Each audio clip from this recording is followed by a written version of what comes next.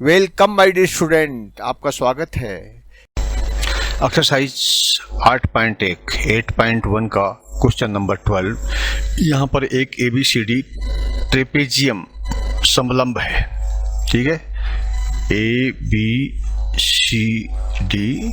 समलंब है। समलंब का मतलब ट्रेपेजियम मतलब इनके दोनों की आमने सामने की जो भुजाएं होती है वो समान नहीं होती है। आपको 4 प्रश्नों के उत्तर देना है। इसके अंदर 4 भागों में बांटा गया है। जो फर्स्ट पार्ट है वो आपके सामने है कि कोण A कोण B के बराबर है। कोण A कौन सा है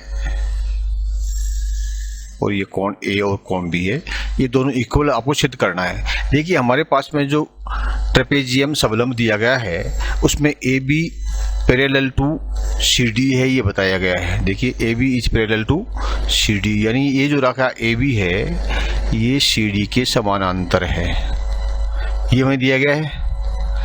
और AD और BC भी समान, AD जो लाइन है ये AD लाइन है, ये BC लाइन के बराबर है, इक्वल है, ठीक है। तो AD इज BC, ये एक आपको दिया हुआ है। अब हमको क्या करना है कि AB को E तक बढ़ाना है। ये AB लाइन है, ये इसको आपको E तक बढ़ा देना है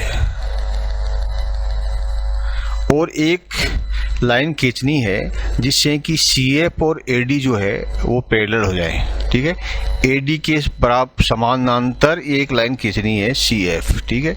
ये लाइन खींच दी हमने C और यहाँ पर हमने रख दिया F, ठीक है। तो ये CF लाइन ये AD के पैरेलल यानी समानांतर हो गई, ठीक है। तो ये देखिए CF is parallel to AD। उसके बाद AB जो है ये DC के समानांतर है, AB DC के समानांतर है, ये हमको दिया हुआ है। और इसलिए AE भी, क्योंकि AB DC के समानांतर है इसलिए AE भी DC के समानांतर हो गई, ये वाली इसके समानांतर हो गई है, ठीक है। और AD जो है वो CF के बराबर हो गई। ये लाइन AD है, ये लाइन AD है, यहाँ से लेके ये तक है, ये आपकी C से लेके F तक, ये दोनों बराबर हो गई, कोई डाउट नहीं है। इसीलिए हम कह सकते हैं कि AECD है एक पैरेललोग्राम है। AECD ये पैरेललोग्राम और इसमें AD CE के बराबर है। AD जो है ये CE के बराबर है। आमने सामने की भुजाएं जो है बराबर होती है एक समानांतर चतुर्भुज में, इसलिए ये opposite side of the parallelogram are equal, ठीक है। एक समानांतर चतुर्भुज की आमने सामने की भुजाएं बराबर होती है, इसीलिए AD is equal to BC। Next, लेकिन यहाँ है कि AD और BC बराबर है, ये भी किया है कि AD और BC ये भी बराबर है, यानी AD और CE तो बराबर है, ये हमने अभी देखा, ठीक है। लेकिन AD और BC भी, ये वाली ABC और AD ये भी बराबर दिया हुआ है, ये किया इसमें दिया जा चुका है। इसीलिए हम कह सकते हैं कि BC और CF भी बराबर है, क्योंकि AD और BC बराबर है इसीलिए BC और CF भी बराबर है, क्योंकि ये दोनों जो है समानांतर लाइन के ऊपर काटती है।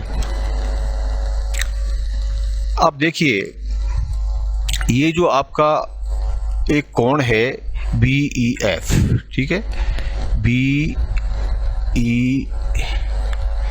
BC और F, ये F है यहाँ पर, ठीक है। ये एक त्रिकोण है, ठीक है, ये त्रिकोण है। इसके अंदर BC जो है, ये लाइन BC है, ये किसके बराबर है? CF के बराबर है, ये लाइन CF है। इसीलिए कोण जो E है, कोण CEB,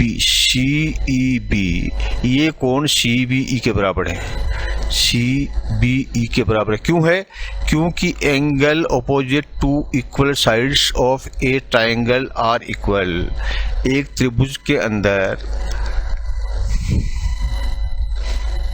एक साइड के सामने वाले जो एंगल हो, दो साइडों के सामने वाले इक्वल साइड्स के सामने, ये दोनों इक्वल साइड इक्वल हैं, ये दोनों साइड इक्वल है, इसलिए सामने के जो एंगल हैं वो भी इक्वल होंगे। इसलिए इक्वल ए कोण बी और कोण एफ जो है ये बराबर हो गए। कोण ई और कोण बी है ये समान हो गए हैं। और कोण बी और ए बी सी, कौन सा ए बी सी, ये हुआ ए बी सी, ठीक है, ये हुआ कोण ए बी सी।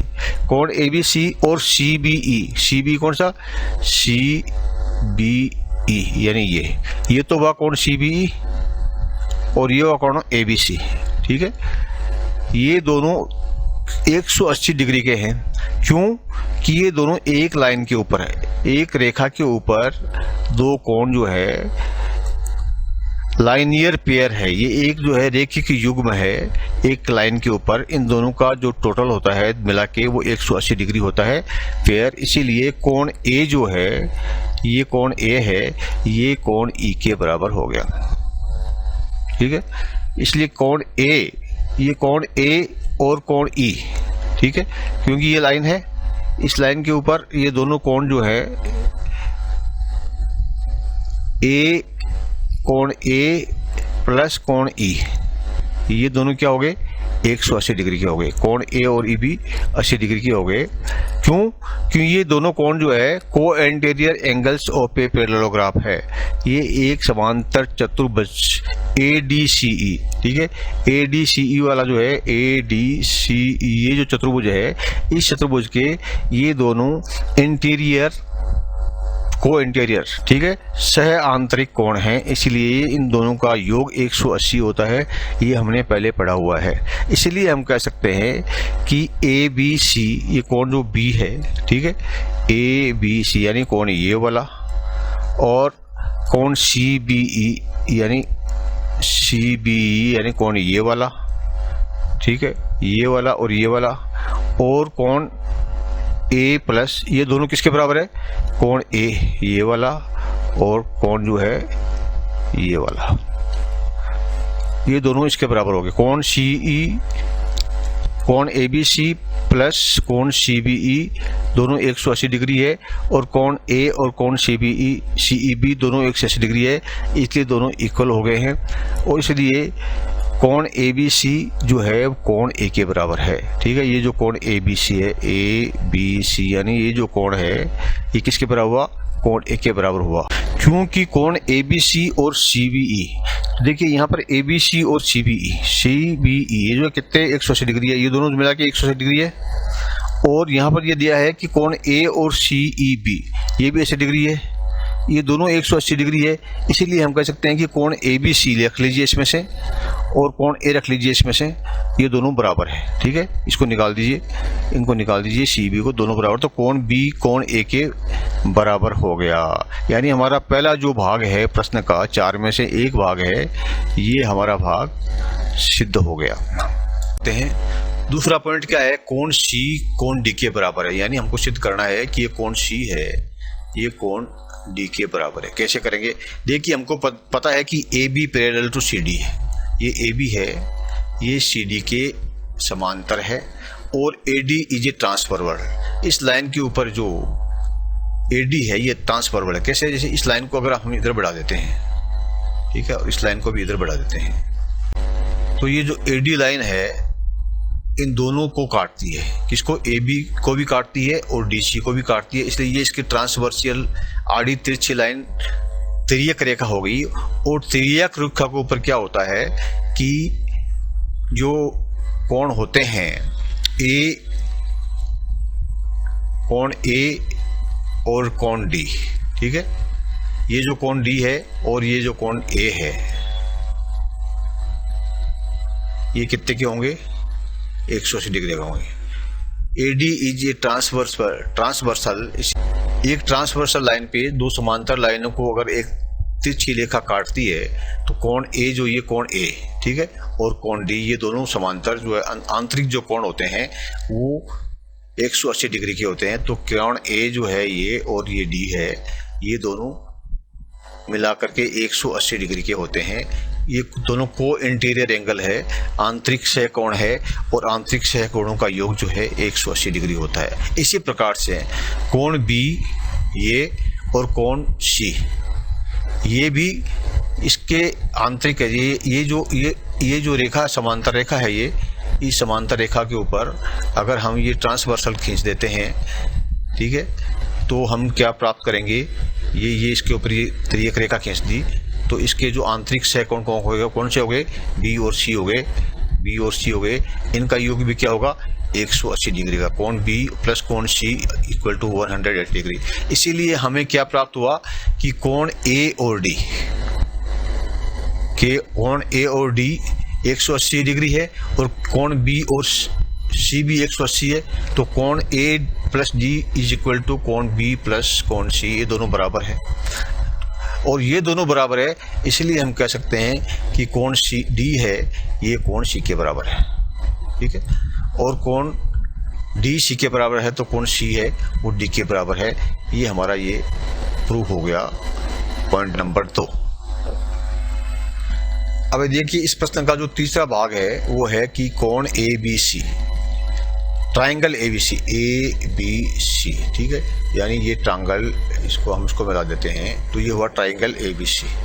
और ट्राइंगल बी ए डी यानी बी ए डी इसको हम मिला देते हैं तो ये ट्राइंगल बन जाता है, ये भी ट्राइंगल बन जाता है और ये भी ट्राइंगल बन जाता है। ये दोनों ट्राइंगल, ये और ये दोनों ट्राइंगल क्या आपस में कॉन्ग्रुएंट है, क्या ये सर्वांग सम है? इसको प्राप्त करने के लिए क्या नियम होता है, सर्वांग समता में या तो दो साइडें और एक एंगल बराबर होना चाहिए, या दो एंगल और एक साइड बराबर होनी चाहिए, या तीनों साइड बराबर होनी चाहिए। तो देखते हैं क्या होता है। इसके अंदर क्या है, ट्राइंगल ए बी सी और बी डी जो है ये दोनों ट्राइंगल है, इसके अंदर क्या है ए बी और बी ए, ठीक है। ये जो रेखा है ये कॉमन है, ये इस ट्राइंगल में भी है यहाँ पर और इस ट्राइंगल में भी है, तो ए बी इज कॉमन, ठीक है। तो ये ए बी कॉमन होने की वजह से हमारी एक साइड जो है वो समान हो गई। बी सी और ए डी बराबर है, ये हमको दिया हुआ है, ठीक है।